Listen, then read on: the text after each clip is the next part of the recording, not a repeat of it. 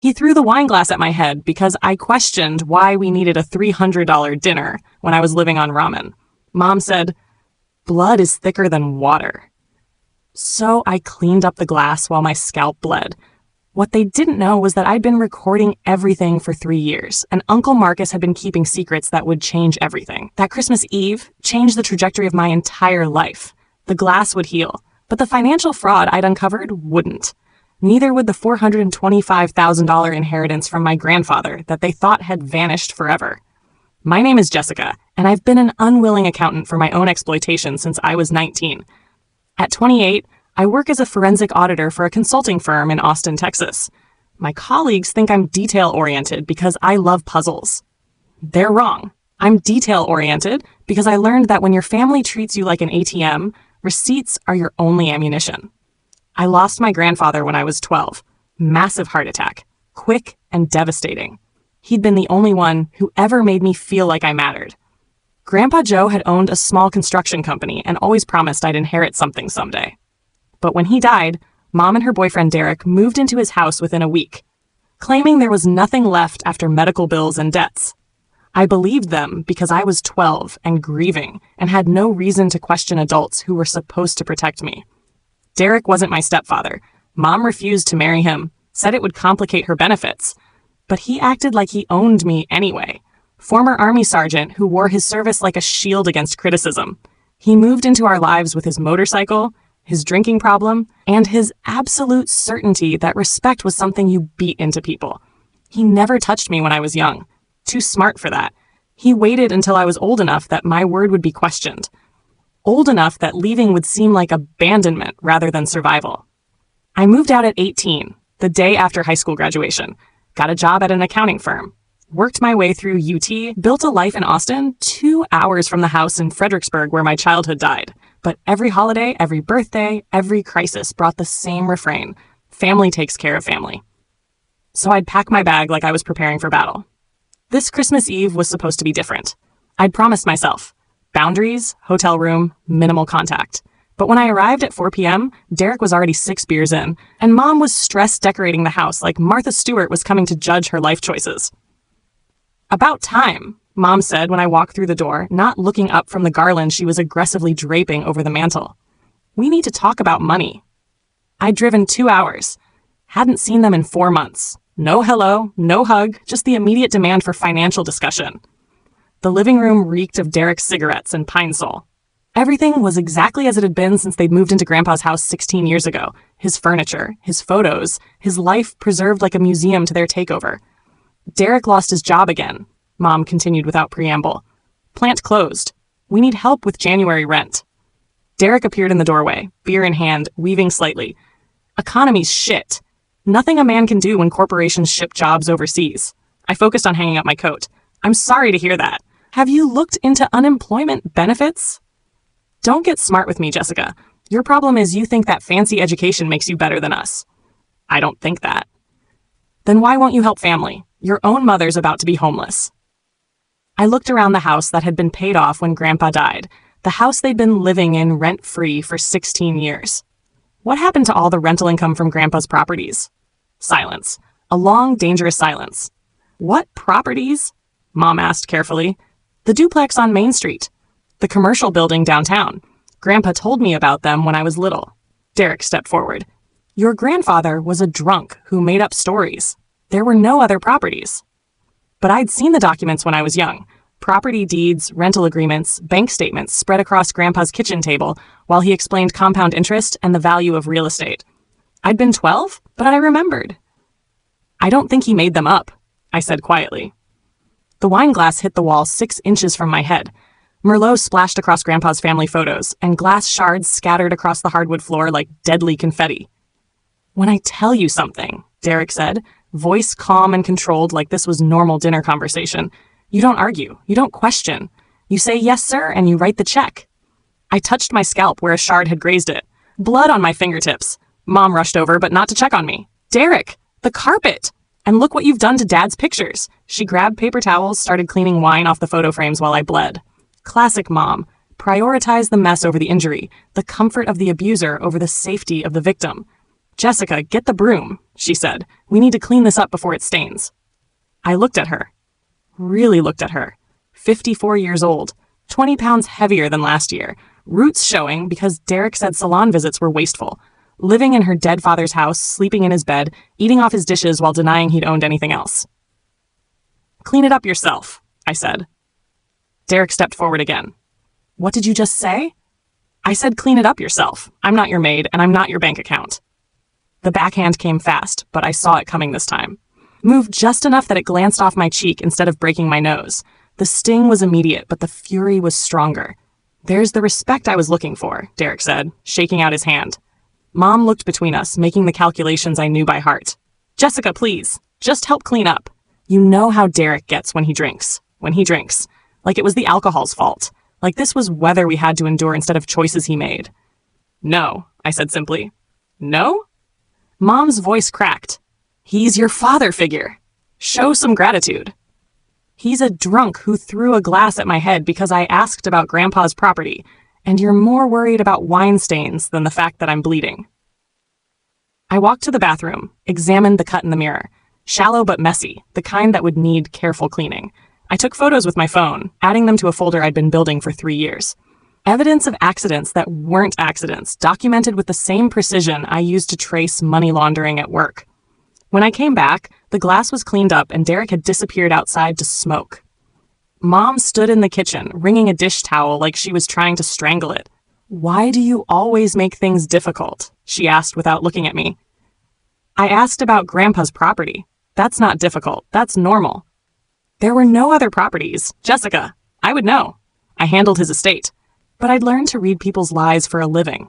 Mom's tells were obvious. The way she wouldn't meet my eyes, the defensive set of her shoulders, the slight tremor in her voice. Show me the estate documents, I said. I don't have to show you anything. I'm your mother. And I'm a forensic auditor who knows what estate fraud looks like. The color drained from her face. That's a terrible thing to accuse your own mother of. Then prove me wrong. Show me the probate records, the final accounting, the property deed transfers. Get out, she said quietly. What? Get out of my house. If you want to accuse me of stealing, do it from somewhere else. Mom, I'm not. Get out! I grabbed my coat and keys, left without another word, drove to a hotel in town, sat in the parking lot for 20 minutes trying to process what had just happened. Not the violence, that was sadly familiar. But the fear in Mom's eyes when I mentioned estate fraud, that was new.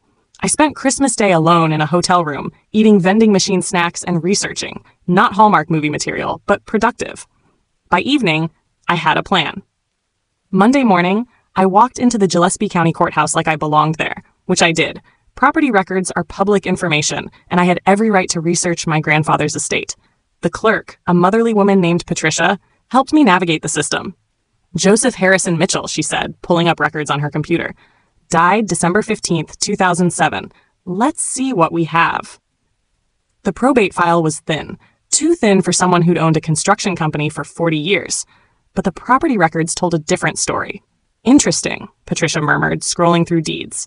Looks like he owned quite a bit of real estate, 3 properties besides his residence. My heart pounded. What happened to them? According to this, they were all quitclaim deeded to. She paused. Diane Mitchell Harrison and Derek Santos, right before his death, November 2007, a month before he died, when he was already sick, already medicated, already vulnerable. Can I get copies of everything? Of course, honey, though I should warn you, there might be irregularities here. These transfers. She shook her head. I've seen this pattern before. Usually ends up in court. I spent $200 on copying fees and left with a box full of documents that painted a clear picture of elder abuse. Property transfers signed when Grandpa was hospitalized. Bank account changes made while he was sedated. A will that was supposedly lost, leaving everything to the state until Mom produced a handwritten version that left everything to her. That night, I called Uncle Marcus, Grandpa's younger brother who lived in San Antonio. We hadn't spoken in years. Mom had gradually cut off contact with Dad's side of the family after the funeral. Jessica! His voice was warm but surprised. How are you, kiddo? I'm good, Uncle Marcus, but I need to ask you about Grandpa's estate. A long pause. What do you want to know? Everything. The real story, not Mom's version. Another pause, longer this time. Can you drive to San Antonio this weekend? There are some things you need to see. Uncle Marcus lived in a modest ranch house near the Riverwalk, surrounded by perfectly maintained gardens that would have made Grandpa proud. He answered the door with a hug that lasted 30 seconds and smelled like Old Spice and safety. "I've been waiting for this call for 16 years, he said. His dining room table was covered with file folders, organized with military precision. Uncle Marcus had been an accountant before retiring, and it showed in his documentation. "Your grandfather was my best friend," he began. "When he got sick, he asked me to watch over his affairs, make sure everything was handled properly." He opened the first folder. Bank statements, property records, business documents, a complete picture of Grandpa's financial life. Joe owned 4 properties total, including the house. The construction business was worth about $200,000 when he sold it in 2006. Plus, life insurance, savings, investments, total estate value was approximately $850,000. My legs went weak. Nearly $1 million. Where did it go? Marcus pulled out more documents. That's where it gets interesting. Your mother and Derek started moving money in October 2007 when Joe was in the hospital for his first heart attack. Small transfers at first, then larger ones. By the time he died, they'd cleaned out everything. That's theft. That's elder abuse. Financial exploitation, fraud. He looked at me seriously. Joe left you $150,000 in a trust fund for college, plus his tools, his pickup truck, and half ownership in the Main Street duplex. You were supposed to get it when you turned 21. I stared at the documents. 7 years past my 21st birthday, and I'd never received a penny. "There's more," Marcus said quietly. Joe knew what was happening. The last time I saw him, 2 days before he died, he gave me this. He handed me a handwritten letter in Grandpa's careful script. "Marcus, if something happens to me, protect Jessica. Diane's changed since Derek came around. I've tried to move money where she can't get it, but I may be too late. Don't let them steal Jessica's future. She's got her grandmother's brains and her grandfather's stubborn streak. She'll need both to fight them. All my love, Joe." I read it 3 times, tears blurring the words. Grandpa had known, had tried to protect me, had asked Marcus to help.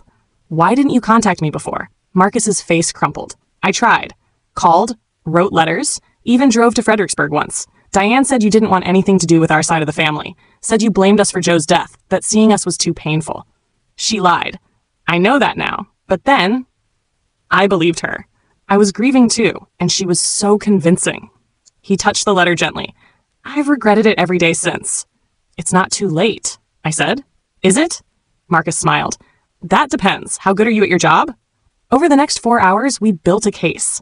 Marcus had kept everything. Bank records showing suspicious transfers, property deeds with questionable signatures, medical records proving Grandpa's diminished capacity during the key transactions. Even photos from the hospital showing him connected to multiple IVs while supposedly signing legal documents. "This is slam dunk fraud," I said, sorting through evidence. "The signatures don't even match. Look at this property transfer. Grandpa supposedly signed it while he was unconscious." "Your mother was always good at forgery," Marcus said grimly. "Used to help Joe with his books when the business was struggling, learned to sign his name for deposits and such. Never thought she'd use it like this." We also found the real will. Not the handwritten version Mom had produced, but the official document Joe had filed with his attorney in 2006. It left the house and business proceeds to Mom, but everything else, the other properties, the life insurance, the savings, went into a trust for me. "The attorney died in 2010, Marcus explained. His files were transferred to his partner, who's still practicing. I've been in touch with him. He has copies of everything." By the time I drove back to Austin Sunday night, I had a banker's box full of evidence and the phone number of the best estate attorney in South Texas. I also had something I hadn't felt in 16 years. Hope. Monday morning, I called in sick, first time in 3 years, and met with Elizabeth Reeves Esker. Her office overlooked Lady Bird Lake, all glass and steel, and the kind of confidence that came with winning cases others thought were impossible. "Miss Harrison," she said after reviewing my documents, "this is one of the clearest cases of estate fraud I've ever seen. Can we recover anything?" "We can recover everything, plus interest, penalties, and punitive damages." She leaned back in her leather chair. "The question is, are you prepared for war? Because that's what this will be." I thought about Derek throwing the wine glass, about Mom choosing wine stains over my bleeding head, about 16 years of guilt trips and financial manipulation. "I've been preparing my whole life," I said. Elizabeth smiled. It wasn't a nice smile. It was the expression of a lawyer who'd found a worthy opponent and couldn't wait for the fight. Then let's begin. The first shot was a cease and desist letter, delivered by certified mail on a Wednesday morning. By that afternoon, my phone was ringing constantly with calls from blocked numbers. I let them all go to voicemail and spent the evening listening to increasingly desperate messages from Mom. "Jessica, honey, please call me back. We need to talk about this misunderstanding. I know you're upset, but family doesn't sue family. There's got to be another way to work this out." The next message was angrier. "Jessica, what you're doing is cruel and unnecessary. We raised you better than this." Derek's beside himself with worry about these legal papers. By the 10th message, the mask had completely dropped. "You ungrateful little bitch. After everything we've done for you, this is how you repay us? We should have let you rot in foster care when your precious grandfather died." I saved every voicemail, added them to my evidence folder with the same methodical precision I used for financial audits. Each threat, each manipulation attempt, each moment where their true feelings slipped through the veneer of family concern. Elizabeth was delighted with the recordings when I brought them to her the next day. "They're doing our work for us," she said, playing back the messages on her office speakers. "Listen to this progression, from fake concern to guilt manipulation to outright threats. It's a textbook example of an abuser's escalation pattern when their control is challenged." What's our next move? We freeze their assets pending investigation, file a temporary restraining order to prevent them from disposing of property, and most importantly, we get law enforcement involved. The detective assigned to our case was a soft-spoken woman named Maria Santos, no relation to Derek, she assured me with a wry smile. She'd worked financial crimes for 15 years and had seen cases like mine before. Family theft is often the hardest to prosecute, she explained as we sat in her sterile office reviewing documents. Juries tend to think there must be two sides to every story, that surely a mother wouldn't steal from her own daughter, but your documentation is exceptional. Detective Santos had been building her own case in parallel with our civil suit. She'd interviewed bank employees who remembered the suspicious transactions, hospital staff who'd witnessed Derek pressuring Grandpa to sign documents, neighbors who'd seen the sudden lifestyle improvements right after Joe's death. "The pattern is clear," she said, spreading photos across her desk. "Look at this timeline. Your grandfather dies in December 2007.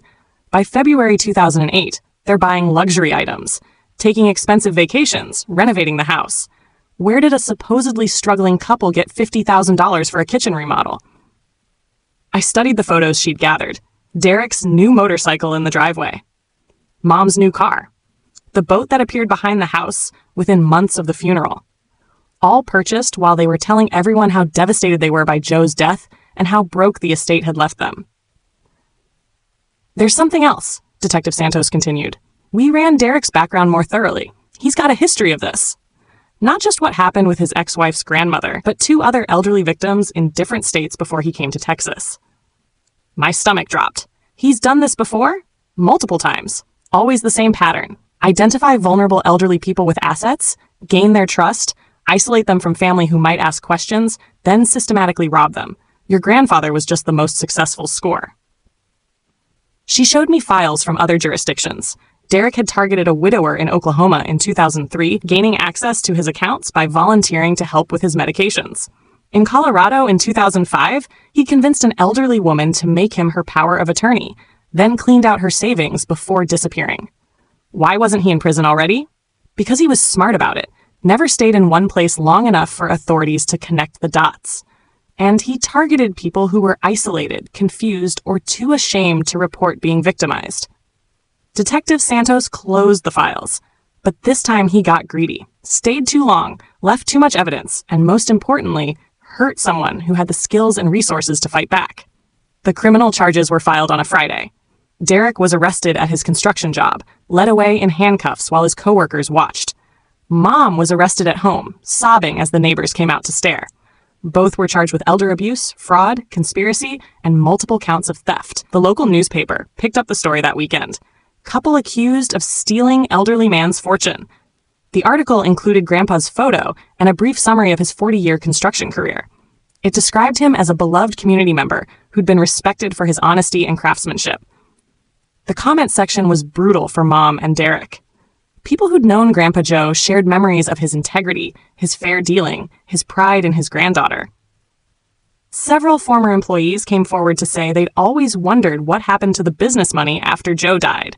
But the comment that hit me hardest came from Mrs. Rodriguez, who'd lived next door to Grandpa for 30 years. Joe talked about Jessica constantly, showed everyone her school pictures, her report cards, her college graduation photo. He was so proud of how smart she was. He'd be heartbroken to know what Diane and Derek did to her, but he'd be so proud of how she's fighting back. Monday morning brought new complications. Derek had made bail and was apparently not taking his arrest well. According to Detective Santos, he'd been drinking heavily and making increasingly erratic statements about getting revenge on ungrateful family members who don't understand loyalty. "We're recommending you take extra precautions," she said during our phone call. "Maybe stay with friends for a while, vary your routines, that kind of thing." I'd been living carefully since the wine glass incident, but this felt different. Derek facing potential decades in prison was far more dangerous than Derek just wanting money for rent. Desperate people did desperate things. That evening, as I was leaving my office in downtown Austin, I noticed a familiar truck in the parking garage. Derek's old Ford, parked 3 spaces down from my car. He was sitting behind the wheel, smoking a cigarette, watching me with the flat, predatory stare I remembered from childhood. I turned around and walked straight back into the building, called Detective Santos from the lobby. "He's violating his bail conditions by contacting you," she said. "We'll have units there in 5 minutes. Don't leave the building until we give you the all clear."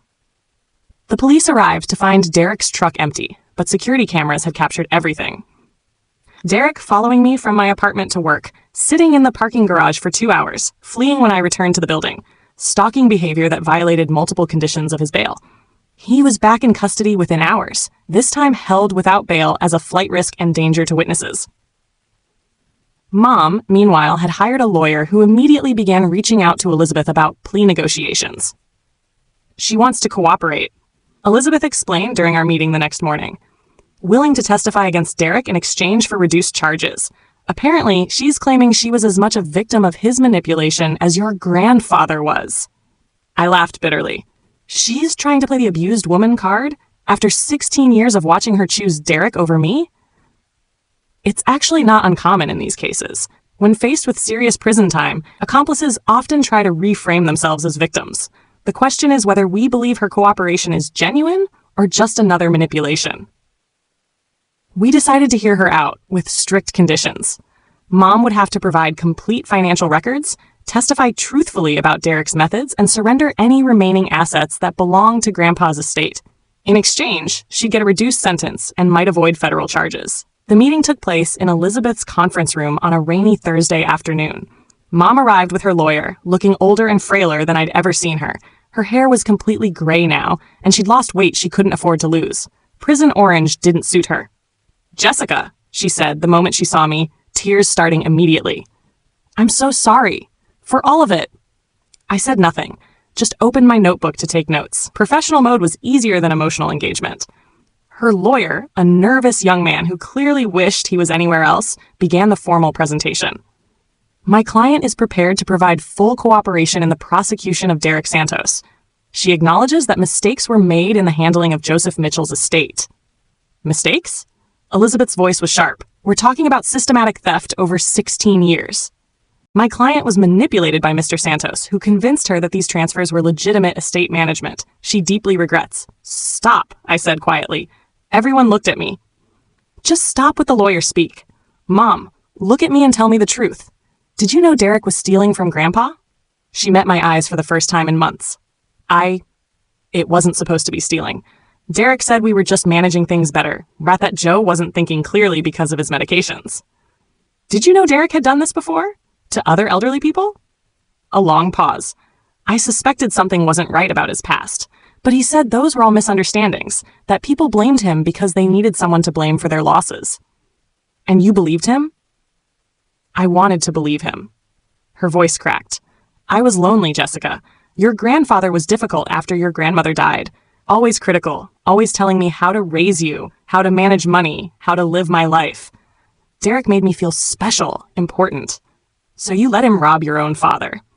It wasn't supposed to hurt anyone. Derek said the money would just sit in accounts, earning nothing, that we could invest it better, make it grow. and we were going to give you your share eventually when you were mature enough to handle it responsibly. There it was. The same justification Derek had used on his previous victims. The idea that they were better stewards of other people's money, that they knew what was best, that their victims weren't capable of managing their own affairs. When exactly would I have been mature enough, Mom? When I graduated college. When I got my professional certification. When I turned 30. Or never, because there would always be another excuse to keep spending my inheritance on your wants. She broke down completely then, sobbing into her hands. I don't know. I don't know when or if we would have given it back. Derek always said we needed it more than you did, that you were doing fine on your own. Her lawyer patted her shoulder awkwardly. Elizabeth made notes on her legal pad. I felt nothing but exhaustion. Tell me about the forged documents, Elizabeth said when Mom had composed herself. Derek did most of the signing, but I helped sometimes. He showed me how to copy Joe's signature from old checks and contracts. Said it was easier than trying to get him to sign things when he was medicated and confused. You understood that was fraud? I understood it was necessary to take care of family business. Joe wasn't competent to make decisions anymore. According to medical records, your father was lucid and competent until the day he died. The only confusion was when he was sedated for procedures, which is exactly when these documents were signed. Mom's shoulders sagged. Derek said the timing didn't matter, that we had permission to handle Joe's affairs. I wanted to believe that was true. The cooperation agreement was negotiated over several more meetings. Mom would plead guilty to conspiracy and fraud, serve 2 years in state prison, and pay full restitution from any remaining assets. In exchange, she'd testify against Derek and help recover any hidden money or property. More importantly for my case, she provided access to financial records Derek thought he'd destroyed. Bank statements showing cash withdrawals that matched Derek's gambling habits. Receipts for luxury purchases made days after each major theft. Even photos from their vacations, taken with money that should have funded my education. The paper trail is complete now. Elizabeth said after reviewing everything, every dollar stolen, every lie told, every victim exploited. Derek's defense attorney will try to make deals, but we have enough evidence to put him away for decades. The trial preparation consumed my life for the next 6 months. Depositions, document review, meetings with prosecutors and investigators. I took a leave of absence from work, using the emotional and financial resources I'd never had before to focus entirely on seeking justice. Uncle Marcus was my constant support during this period. He attended every hearing, helped organize evidence, and provided the family stability I'd never had growing up. We spent evenings at his house going through Grandpa's old papers, finding memories Derek and Mom had tried to erase. Joe would be so proud of how you're handling this, Marcus said one evening as we sorted through construction photos from the 1980s. You're not just seeking revenge, you're seeking justice. There's a difference. Sometimes I'm not sure I know the difference anymore. Revenge is about making them suffer. Justice is about making them accountable. You're not trying to destroy their lives. You're trying to recover what they stole and prevent them from doing it to anyone else. He was right, but the distinction felt academic when I was testifying about years of financial and emotional abuse. When I was explaining to strangers how my own mother had chosen a criminal over her daughter. When I was reliving every holiday gathering where they'd guilted me into writing checks while living off my stolen inheritance. The prosecution built their case methodically. Financial experts testified about the sophisticated nature of the fraud. Medical professionals explained Grandpa's actual mental state versus Derek's claims of incompetence. Character witnesses described Joe as sharp and capable right up until his death. But the most powerful testimony came from Derek's previous victims. Linda Santos, his ex-wife, took the stand to describe his pattern of targeting vulnerable elderly people. 2 other survivors from different states testified via video link about identical schemes Derek had perpetrated years earlier. The defendant's method is always the same, the prosecutor argued in his opening statement. Identify elderly people with assets and limited family support. Gain their trust through charm and false concern. Isolate them from anyone who might ask questions. Then systematically steal everything they've worked their entire lives to build. Derek's defense was predictably weak. His attorney tried to argue that he'd been helping manage Joe's affairs with permission, that the financial transfers were legitimate estate planning, that Derek was being scapegoated by a greedy granddaughter who wanted more than her fair share. It might have worked if Derek hadn't taken the stand in his own defense. Elizabeth had warned me that guilty defendants often couldn't resist trying to justify their actions, especially narcissists who believed their own lies. Derek's testimony was a masterpiece of self-incrimination. He spent 3 hours explaining how Joe had been confused and incompetent, how Derek had nobly sacrificed his own interests to help manage the old man's affairs, how ungrateful the family was for his selfless service. "I did everything for that family," he insisted during cross-examination. "Took care of Joe when he was sick, managed his money better than he could have, gave Jessica discipline and structure she never would have gotten otherwise. And this is the thanks I get, accused of theft by someone who never appreciated what I did for her." "What you did for Jessica," the prosecutor repeated, "included throwing a wine glass at her head, correct?" "That was an accident. She was being disrespectful, not listening to what she was told. Sometimes young people need to learn there are consequences for their behavior." "So physical violence was part of the discipline and structure you provided?" "I never seriously hurt her. A little correction never killed anyone. Jessica was always dramatic, always exaggerating everything to get attention." By the time Derek stepped down from the witness stand, even his own attorney looked disgusted.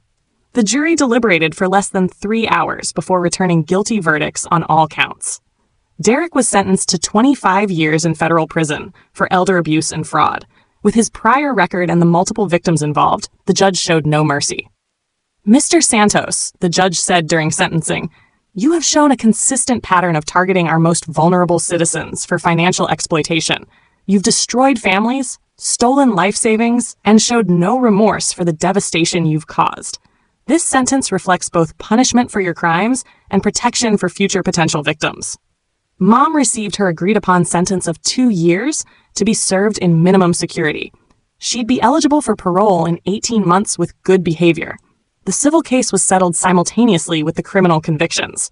Between asset recovery, property sales, and penalty payments, I recovered approximately $680,000 of the nearly $850,000 that had been stolen. Not full restitution, but enough to restore the foundation Grandpa had intended to provide. More importantly, the legal victory established a clear public record of what had happened. Derek and Mom couldn't rewrite history, couldn't claim misunderstanding or good intentions. The court had officially determined that they were thieves who had systematically exploited a vulnerable elderly man and stolen his granddaughter's inheritance. The day after sentencing, I drove to Fredericksburg for the first time since Christmas Eve, not to confront anyone or revisit traumatic memories, but to visit Grandpa's grave, with news of justice finally served. I brought fresh flowers and a copy of the court judgment. Sitting beside his headstone, I read the verdict aloud. The court finds that defendants Derek Santos and Diane Harrison engaged in a systematic pattern of elder abuse and financial exploitation, stealing approximately $850,000 from the estate of Joseph Mitchell and depriving his granddaughter of her rightful inheritance. "We got them, Grandpa," I said to the granite marker. "All of it. The money, the property, the truth about what they did, and Derek will spend the rest of his life in prison where he can't hurt anyone else." The wind rustled through the oak trees Joe had planted decades earlier. For a moment, I could almost hear his voice. "That's my girl. Knew you had the strength to fight for what was right." A year later, I used part of the recovered inheritance to start a nonprofit organization focused on preventing elder financial abuse. The Joseph Mitchell Foundation provided legal resources, investigative support, and advocacy for families dealing with similar situations. Our way. The first shot was a cease and desist letter delivered by certified mail on a Wednesday. By Friday, Mom was calling from a blocked number, crying about how I was destroying the family. "Jessica, please," she sobbed. "We can work this out. You don't understand the whole situation. I understand that you stole my inheritance and lied about it for 16 years. We didn't steal anything. We were protecting it." Protecting it in Derek's motorcycle fund? A sharp intake of breath. She hadn't expected me to know about that particular expenditure. "How did you—" "Never mind. Just please, can we meet? Talk about this like adults?" "Through lawyers," I said and hung up. But Elizabeth's strategy was more sophisticated than just lawsuits. We filed a criminal complaint for elder abuse and fraud. We froze the remaining assets Mom and Derek still controlled. We put liens on the properties they'd bought with Grandpa's money. Most importantly, we started following the money trail. Derek's motorcycle, $35,000, purchased 3 months after Grandpa's death. The kitchen renovation, $50,000, completed while I was in college thinking I couldn't afford textbooks. Derek's boat, $40,000, bought the same year I was working 3 jobs to pay rent. The cabin in New Braunfels, $150,000, purchased as a family retreat I'd never been invited to visit. Vacation to Europe, $25,000, taken while I ate ramen for dinner 6 nights a week. The list went on and on. Every luxury they'd enjoyed, every convenience they'd purchased, funded by money that should have educated me, housed me, given me the foundation Grandpa had intended. They spent approximately $600,000 over 16 years, Elizabeth explained during one of our meetings. Your trust fund, the property rental income, even the life insurance money that was supposed to maintain the properties. Gone. Can we get it back? Some of it. The properties still have value, though they'll have to be sold to pay restitution. Derek's toys can be seized and auctioned, but the vacations, the dinners, the day-to-day spending, that's just gone. I thought about all the times I'd sent them money, all the emergencies that had required my help, all the guilt about living comfortably while they supposedly struggled. Meanwhile, they were living off my inheritance and coming back for more. There's something else, Elizabeth said. The IRS is interested in this case. Apparently, your mother never reported the inheritance income on her taxes. We're talking about serious federal charges if they pursue it. The criminal case moved faster than I'd expected. Derek was arrested on a Thursday morning, charged with elder abuse, fraud, and forgery. Mom was arrested the same afternoon. Their mugshots appeared in the local paper the next day, both looking shocked that actions had consequences. They made bail, but the damage was done. The community that had known Grandpa Joe for 40 years suddenly understood why his brother had been asking questions, why the construction company had closed so abruptly after his death, why Jessica Mitchell had disappeared from family gatherings without explanation. The phone calls started immediately. High school classmates who'd wondered why I'd changed so much senior year. Neighbors who remembered how close Grandpa and I had been. Former employees of the construction company who'd been stiffed on their final paychecks. Your grandfather was a good man, one caller said. I'm glad someone's finally fighting for him.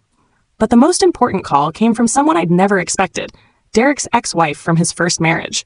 I saw the news, Linda Santos said when I answered her call. About the arrests. I think we need to talk. We met at a coffee shop in San Marcos, halfway between Austin and her home in San Antonio. Linda was younger than I'd expected, probably in her 40s, with tired eyes that suggested she'd seen too much. Derek did the same thing to my grandmother, she said without preamble. Moved in when she got sick, convinced her to sign over power of attorney, cleaned out her accounts. I was young and didn't know how to fight it. When was this? 2005. Right before he moved in with your mother. Linda pulled out a folder. I kept everything, thinking someday I'd have the money to hire a lawyer. Never did, but maybe it'll help your case. The documents painted a clear pattern. Derek's first target had been Linda's grandmother, an elderly widow with dementia. He'd convinced her to change her will, moved money around, sold her house for cash. When Linda tried to intervene, he'd married her to legitimize his position. The marriage lasted 2 years, Linda continued. Long enough for him to get what he wanted. Then he filed for divorce and moved on to your mother. Did you report it? To who? He was family. I was a 20-something with no money and no proof. She looked at me seriously. But you have both. Don't let him talk his way out of this. Elizabeth was ecstatic when I brought her Linda's evidence. This establishes a pattern, she explained. Shows that the elder abuse wasn't a crime of opportunity, but a deliberate scheme. Derek targeted vulnerable elderly people with assets, gained their trust, and systematically robbed them. Can Linda file charges too? The statute of limitations has expired for her grandmother's case, but her testimony will be devastating in yours. A jury hearing about his pattern of abuse? He's finished. The preliminary hearing was set for March. Mom and Derek hired separate lawyers. Apparently, whatever money they had left wasn't enough to maintain a united front. Mom's attorney was clearly bottom tier, while Derek managed to scrape together enough for someone competent but not exceptional. Elizabeth, meanwhile, had assembled what she called the dream team. Estate attorneys, forensic accountants, a criminal prosecutor who specialized in elder abuse. They worked like surgeons, precise and methodical, dissecting every transaction, every forged signature, every lie told over 16 years. The hardest part was staying focused on school and work while building a criminal case. My boss at the consulting firm was understanding. Ironic that my expertise in forensic auditing was finally serving my own interests, but the stress was overwhelming. Some nights, I'd lie awake calculating compound interest, not just financial, but emotional. how each small betrayal had built on the last, how every dollar stolen had represented not just money, but opportunity. College without debt. A car that didn't break down monthly. The chance to save, to travel, to take risks instead of just surviving. The media attention was unexpected but helpful. Local news picked up the story. Granddaughter fights back against estate fraud, and suddenly everyone had an opinion. Social media was split between support for my fight for justice and criticism about airing family business in public. I ignored most of it, but one comment thread caught my attention. Former clients of Grandpa's construction company sharing memories, talking about his integrity, his fair dealing, his pride in his granddaughter who was smart as a whip and twice as stubborn. "He'd be proud of you," one comment read. "Joe always said you were going to change the world. Guess he was right." That night, I drove to Fredericksburg for the first time since Christmas. Not to see Mom and Derek, but to visit Grandpa's grave. The headstone was simple granite with his name, dates, and beloved father and grandfather. No mention of his business, his achievements, his 40 years of honest work. "I'm sorry it took me so long," I said, kneeling beside the stone. But I found the truth. All of it. The wind rustled through the oak trees Grandpa had planted when Mom was young. For a moment, I could almost hear his voice. "That's my girl. Always knew you had it in you." The criminal trial began in May. Austin's courthouse was smaller than I'd expected, but the proceedings were exactly as serious as Elizabeth had promised. Derek looked uncomfortable in his ill-fitting suit, while Mom seemed to have aged 10 years since Christmas. The prosecution laid out their case with mathematical precision. Every forged signature blown up on screens. Every suspicious transaction highlighted in forensic detail. Every lie exposed with documentary evidence. The defendants didn't just steal money, the prosecutor argued in his opening statement. They stole a future. They stole security. They stole the peace of mind that comes from knowing your family will protect you when you're vulnerable. Derek's defense was predictable. He claimed he was just helping manage Joe's affairs, that the old man was confused about his assets, that everything he'd done was legal and with permission. His lawyer painted him as a dedicated caregiver who'd sacrificed his own interests to help his girlfriend's family. It might have worked if we hadn't had Linda's testimony. She took the stand on the third day, composed and devastating, described in careful detail how Derek had isolated her grandmother, convinced her to sign documents she didn't understand, systematically emptied her accounts while promising to care for her. "The pattern is identical," Linda testified. "Gain trust, isolate the victim, exploit their vulnerability, then disappear with the money when there's nothing left to take." Derek's lawyer tried to rattle her on cross-examination, but Linda had been preparing for this moment for 20 years. Every question he asked just gave her another opportunity to detail Derek's manipulation, his lies, his complete lack of remorse. Mom's testimony was harder to watch. Her lawyer had convinced her to take the stand in her own defense, and she spent 2 hours trying to explain away 16 years of deception. "I thought I was protecting Jessica's inheritance," she claimed. "Derek said we should hold on to it until she was older, more mature. We were planning to give it to her eventually." "When?" the prosecutor asked on cross-examination. "When she was ready." "She's 28 years old with a master's degree and a professional career. When exactly would she have been ready?" Mom's composure cracked. "I don't know. Maybe never. Maybe she would have just spent it all." There it was. The truth finally spoken aloud. She'd stolen my inheritance because she thought she deserved it more than I did. The jury deliberated for 4 hours. Derek was convicted on all counts: elder abuse, fraud, forgery, conspiracy. Mom was convicted on lesser charges, fraud and conspiracy, but not elder abuse since she'd been manipulated by Derek's scheme. Sentencing was scheduled for the following month, but Elizabeth was already working on the civil case. With criminal convictions in hand, the estate recovery would be straightforward. "We'll get the properties back," she explained, "plus penalties and interest on everything else. Not full restitution. Some of the money is just gone, but enough to give you the foundation your grandfather intended." The properties were worth more than anyone had realized. The Main Street duplex had appreciated significantly and was generating $3,000 monthly in rental income. The commercial building downtown was leased to a restaurant that had been faithfully paying rent to Mom and Derek for 16 years without realizing they weren't the legal owners. Total recovery will be approximately $750,000. Elizabeth announced after the final asset evaluation, between current property values and seized assets. I stared at the number. $750,000. Enough to pay off my student loans, buy a house, invest for retirement, travel, take risks, build the life Grandpa had envisioned. But more than the money was the validation, the official recognition that I hadn't been crazy or ungrateful or difficult. That the family who should have protected me had instead exploited me, and that fighting back had been not just justified but necessary. Derek got 12 years in state prison. Mom got 5 years, suspended to 3 with probation. Both were ordered to pay full restitution, though Derek's earning potential from prison was obviously limited. The day after sentencing, I drove back to Fredericksburg one more time. Not to the courthouse or the grave, but to the house where it all began. Mom and Derek had been forced to sell it as part of the restitution, and the new owners were renovating it back to its original condition. I knocked on the door and explained who I was. The owner, a young couple with 2 small children, invited me in. "We've been wondering about the history," the wife said. "The neighbors told us it belonged to a contractor who died." "My grandfather," I confirmed. "He built this house in 1975. They were restoring it beautifully, stripping away the cosmetic changes Mom and Derek had made, exposing the original hardwood floors and built-in cabinets. Grandpa's craftsmanship was evident in every joint, every detail. He would have loved seeing this," I told them. "He believed in building things to last." Before leaving, I asked if I could see his workshop in the garage. It was empty now, but I could picture him there, teaching me to use his tools, explaining the difference between good work and good enough. "That's the difference, Jess," his voice echoed in my memory. "Good enough gets the job done. Good work lasts forever." His work had lasted. The house was solid. The properties he'd bought were still generating income, and the foundation he'd tried to build for me was finally in place. 2 months later, I bought my own house in Austin. Not huge, but mine. Paid for with money Grandpa had earned and intended for me, recovered through patience and documentation, and refusing to accept lies as truth. Uncle Marcus helped me move in, along with several cousins I'd reconnected with during the trial.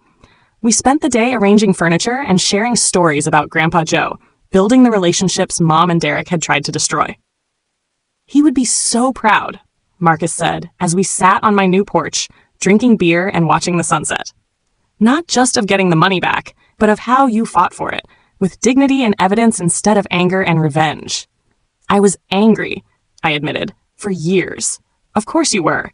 Anger was appropriate, but you channeled it into something productive instead of something destructive.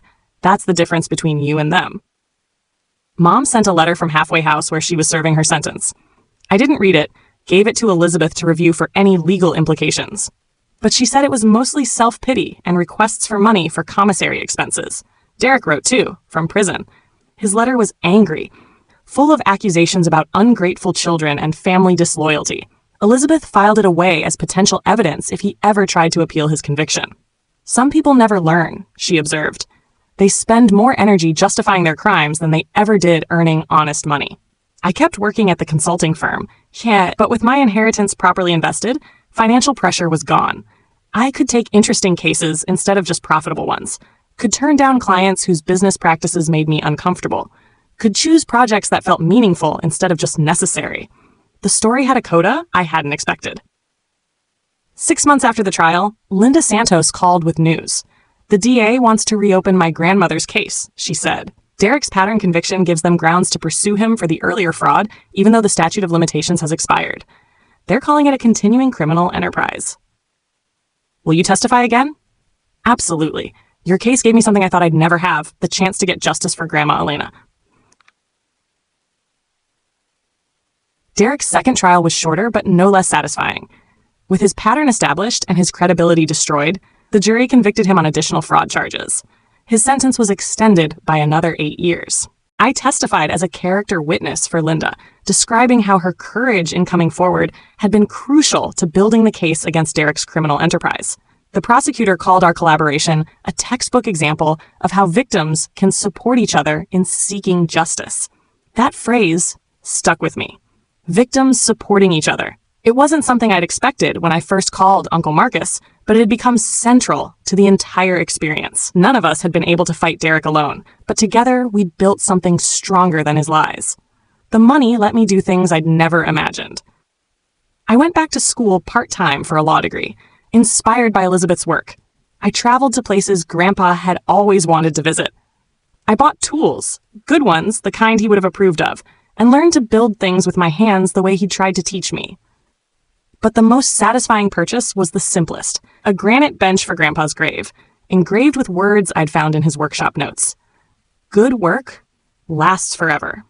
On the anniversary of his death, Uncle Marcus and I sat on that bench and told him about everything that had happened. About the fight, the victory, the justice finally served. About the house being restored and the business legacy preserved, and the granddaughter who'd finally grown into the woman he'd believed she could become. "You know what the best part is?" Marcus said as we prepared to leave. "What's that?" "You didn't just get your inheritance back. You became the person he was trying to help you become. Independent, strong, principled. No amount of money could have bought that." He was right. The $750,000 had been life-changing, but the process of fighting for it had been life-defining. Learning to document evidence instead of accepting excuses. Learning to trust my instincts instead of other people's lies. Learning that family wasn't about obligation or guilt, but about choosing people who chose you back.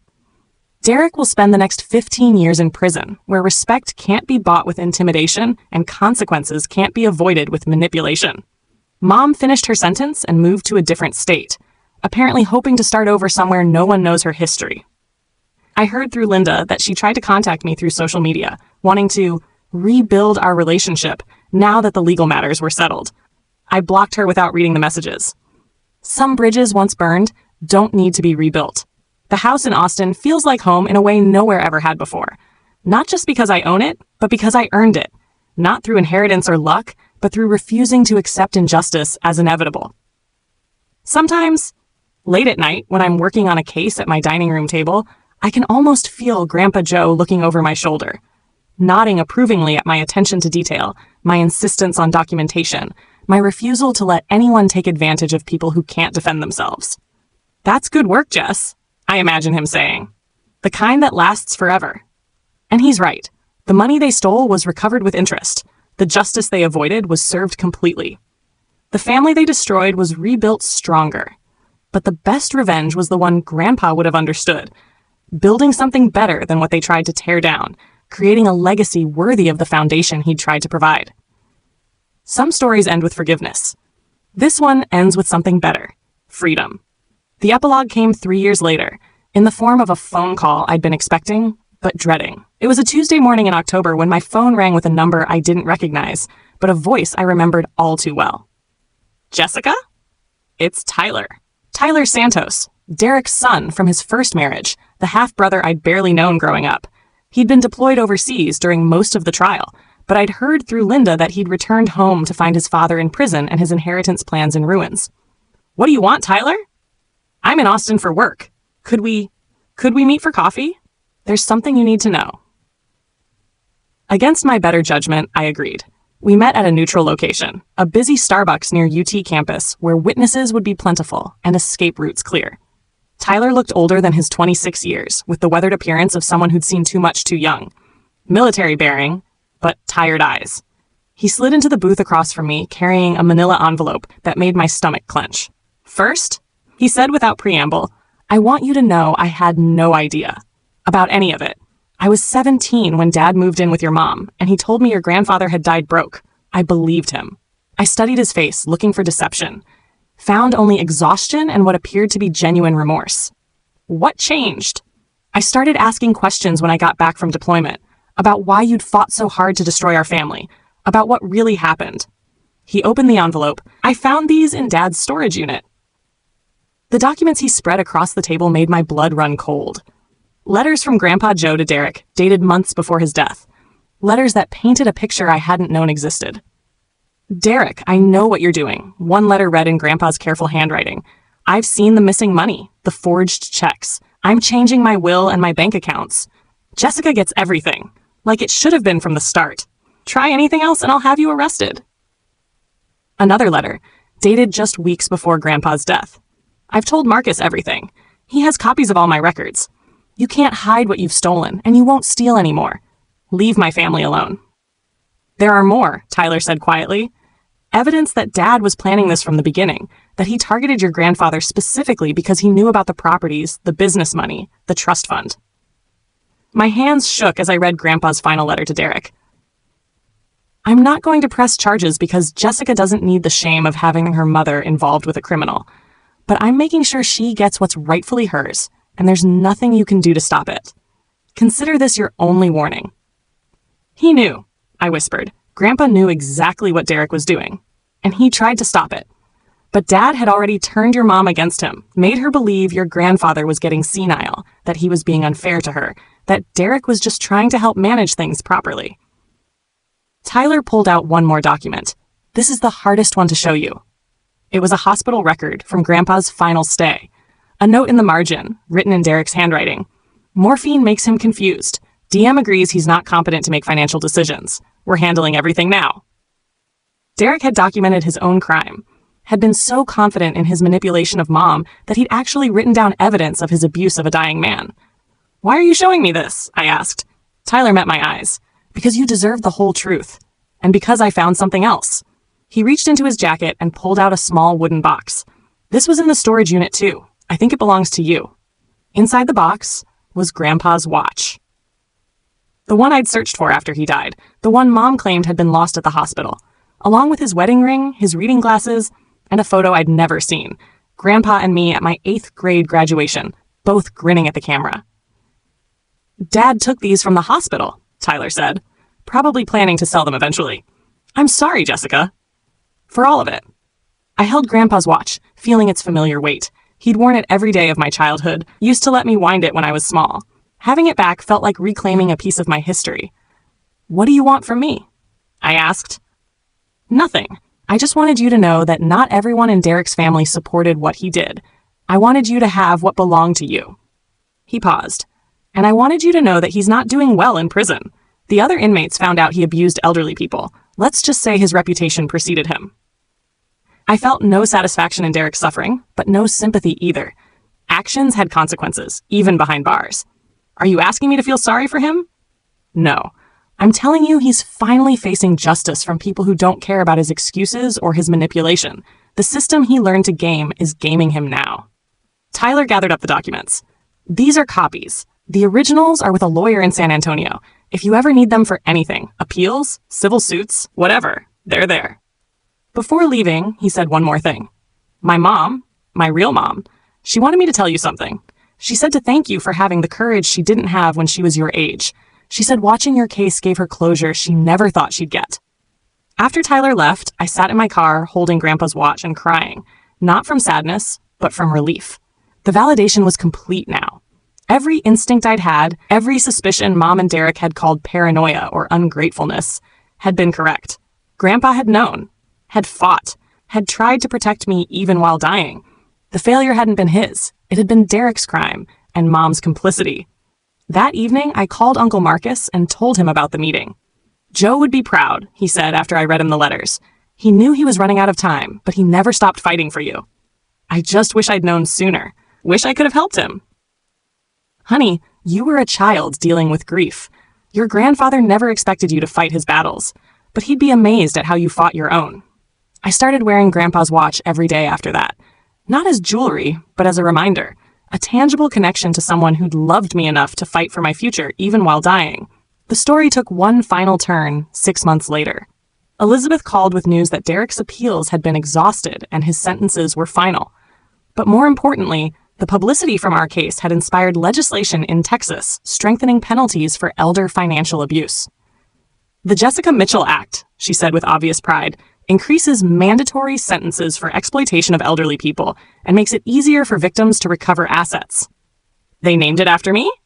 The sponsors said your case perfectly illustrated the kind of systematic abuse the law was designed to prevent. You're going to be famous, Jessica, in law schools anyway. I thought about Grandpa, who'd built his reputation on honest work and fair dealing. Having my name associated with justice and protection of vulnerable people seemed like exactly the kind of legacy he would have wanted. The final document in my file came from the Texas Department of Criminal Justice. Derek Santos had died in prison of liver failure, alone and unlamented. His body was claimed by the state when no family members came forward. I felt nothing when I read the notice. No satisfaction, no sadness, no closure. Derek had simply stopped being a problem, the way a storm stops being dangerous when it blows itself out. Mom was a different story. She'd completed her sentence and moved to Colorado, where she worked at a grocery store under her maiden name. According to Linda, who kept track of these things, she joined a church and claimed to have found redemption. She tells people her daughter was stolen from her by lawyers and lies, Linda reported during one of our regular check-ins. Makes herself the victim in every version of the story. Some people never change. Some people spend their entire lives rewriting history to avoid accepting responsibility. That was Mom's choice, and her burden to carry. I had other priorities now. The law degree was nearly finished, and I'd accepted a position with the State Attorney General's office working on elder abuse cases. The work was meaningful in ways my corporate auditing had never been.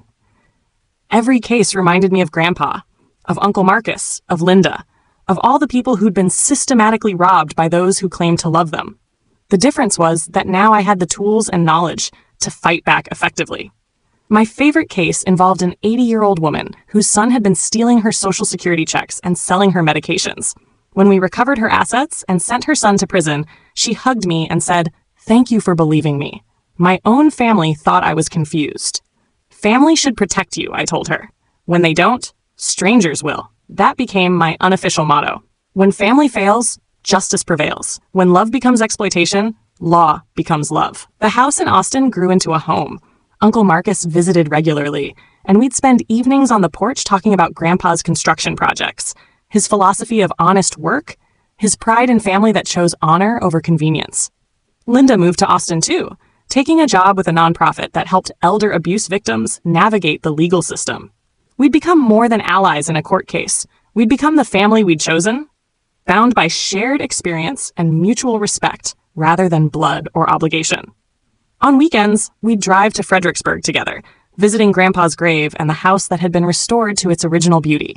The new owners always welcomed us, understanding that some connections transcend property ownership. The bench beside his headstone became a gathering place. Other family members, cousins I'd reconnected with, relatives who'd been shut out by Mom and Derek's manipulation, would meet there to share stories and maintain the bonds that crime had tried to sever.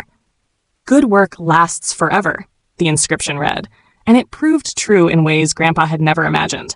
His literal construction work endured in the buildings he'd built.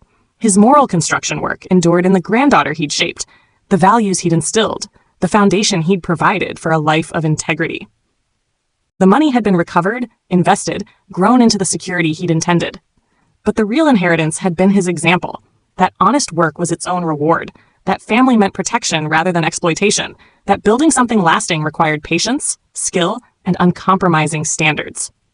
10 years after that Christmas Eve when Derek threw the wine glass, I stood in a courtroom watching another financial predator get sentenced to prison. The victim was a 90-year-old veteran whose nephew had stolen his pension and sold his house. The nephew got 12 years, the victim got his dignity back, and I got the satisfaction of knowing that Grandpa's legacy lived on in every case won. Every criminal convicted, every family protected from the kind of betrayal I'd survived. That night, I called Uncle Marcus from my car outside the courthouse. "Another one down," I reported. "Joe would be proud," he said, as he always did. "I know. I can feel it sometimes, like he's watching the work continue." "Maybe he is, honey. Maybe he is." I drove home through Austin traffic, Grandpa's watch ticking steadily on my wrist, marking time that belonged to me now. Time bought with evidence and courage, and the refusal to accept lies as truth. The girl who documented her own abuse had become the woman who documented others' justice. The inheritance they tried to steal had grown into something larger, a career spent protecting the vulnerable, a life dedicated to proving that a good work really does last forever. Some stories end with revenge. Some end with forgiveness. The best ones end with transformation. Taking the worst thing that happened to you and using it to prevent the worst things from happening to others. This story ends with a prosecutor's closing argument in a case involving a grandmother whose daughter had stolen her life savings. Family should be a sanctuary, not a source of exploitation. When those who claim to love us choose to harm us instead, we have the right and the responsibility to fight back, not for revenge, but for justice. Not just for ourselves, but for everyone who comes after us. The jury convicted in 47 minutes. Outside the courthouse, the grandmother took my hand and squeezed it. "Thank you," she said, "for teaching me that it's never too late to stand up for yourself." "Thank you," I replied, "for trusting me to stand up with you." That's what Grandpa had really left me. Not just money or property or tools, but the knowledge that protection was possible, that justice was achievable, that family, real family, meant never having to fight alone. good work lasts forever, and the best work of all is building a world where everyone has the chance to be safe, respected, and loved without condition or cost. The inheritance I'd fought to recover had become the foundation for an inheritance I was building for others, a legal system that believed victims, prosecuted predators, and proved that even the most powerful abusers couldn't escape the consequences of their choices. Derek was dead. Mom was distant. The money was mine. But more importantly, the work continued, the justice prevailed, and somewhere in the Texas Hill Country, an honest man's granddaughter carried on his legacy, one case, one conviction, one protected elder at a time. That was the real inheritance. Not what they tried to steal, but what I'd chosen to build from the ashes of their theft. Forever.